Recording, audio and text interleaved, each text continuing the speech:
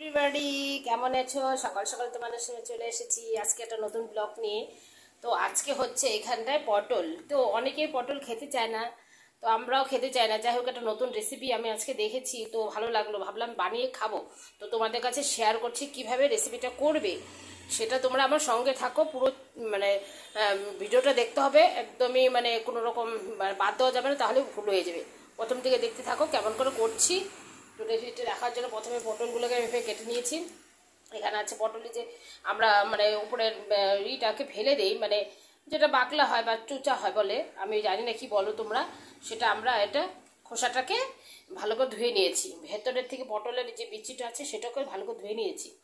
আর এখানে কিছুটা কাঁচা লঙ্কা, জিরে, কালো জিরে, শুকনো লঙ্কা, এগুলো পুরোটাই আমি পেস্ট করে নেব মিক্সিতে।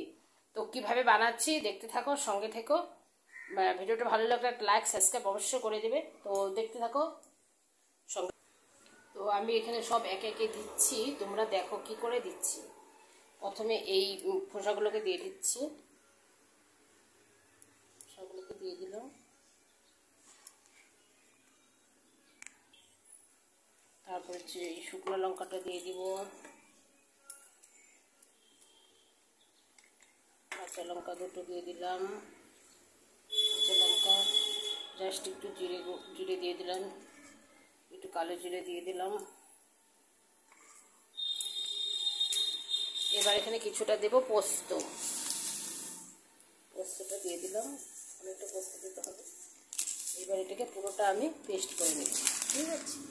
এবার আমি কি করে বানাচ্ছি তারপরে তোমরা দেখতে থাকো।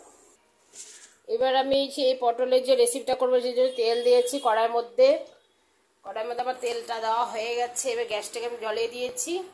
এই দেখো পুরোটা গরম হবে। তারপরে যেখানে আমার যে মিক্সির থেকে যে পেস্টটা করেছিলাম সেটা রেডি হয়ে গেছে। এখানে পটলগুলো মোটামুটি ধুয়ে নিয়ে এসেছি। এবার আমি দেখাচ্ছি কি করে করতে হবে তোমাদের।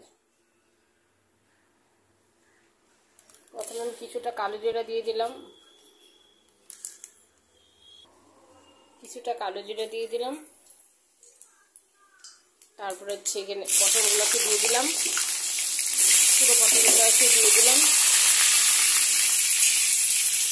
এটাকে ভালো করে একটু নাড়াচাড়া করে ভেজে নিতে হবে লাল লাল করে। এবার আন্দাজ মতো লবণ দিয়ে দিতে হবে, এখানে সামান্য হলুদ দিয়ে দিতে হবে। এটাকে ভালো করে লাল লাল হয়ে গেলে তারপর আমরা এটাকে নামিয়ে দেব। তারপরে দেখাবো কি করে করতে হয়। এটাকে ভালো করে এভাবে ভাজা ভাজা করে নিতে হবে, ঠিক আছে ফ্রেন্ডস? তো দেখতে থাকো, পরে আসছি। এবার আমার এটা ভাজা হয়ে গেছে মোটামুটি, তাও একটু সময় করে ভাজলে ভালো লাগবে আর কি, যেন ভেতরে কাঁচা না থাকে। একটু ভাজা ভাজা করে নিতে হবে। হ্যালো ফ্রেন্ডস, এবার মোটামুটি হয়ে গেছে, লাল হয়ে গেছে। তো এবার আমি এর মধ্যে এই যে পেস্টটা ছিল সেটা আমি ঢেলে দিচ্ছি। এটা ঢেলে দেব। আমার একটু প্রবলেম হচ্ছে, কেন একা একা ভিডিও করতে হচ্ছে, তো যাই হোক একটু কোনো কিছু মনে করবে না। এই পুরোটা আমি দিয়ে দিচ্ছি এখানটা, এভাবে দিয়ে দিলাম এটার মধ্যে। দেওয়ার পরে আমি এটাকে ভালো করে এভাবে নেড়ে চেড়ে নেব।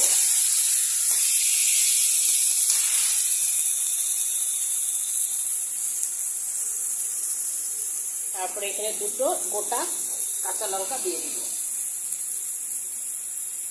তো কেমন হচ্ছে রেসিপিটা কমেন্ট করে বলো ফ্রেন্ডস। পটলের দরমা এভাবে বাড়িতে বানিয়ে খেতে পারো তোমরা, খুবই সহজ পদ্ধতিতে, একদম শর্টকাটে গরম ভাতের সাথে খুবই টেস্টি লাগবে। তো পটলের দরমা এভাবে তোমরা বাড়িতে বানিয়ে খেতে পারো, খুব টেস্টি লাগবে গরম ভাতের সাথে। মাছ মাংসও লাগবে না, এরকম যদি পটলের দরমা হয় খুবই টেস্টি খাবার, হেভি টেস্টি হয়েছে। তো এবার তোমরা গরম গরম ভাতের সাথে পরিবেশন করে খাও, আমরাও খাচ্ছি। তো কেমন হয়েছে ভিডিওটা এবার লাইক সাবস্ক্রাইব করে দেবে। পরের ভিডিওতে দেখা করছি, বাই বাই। আমার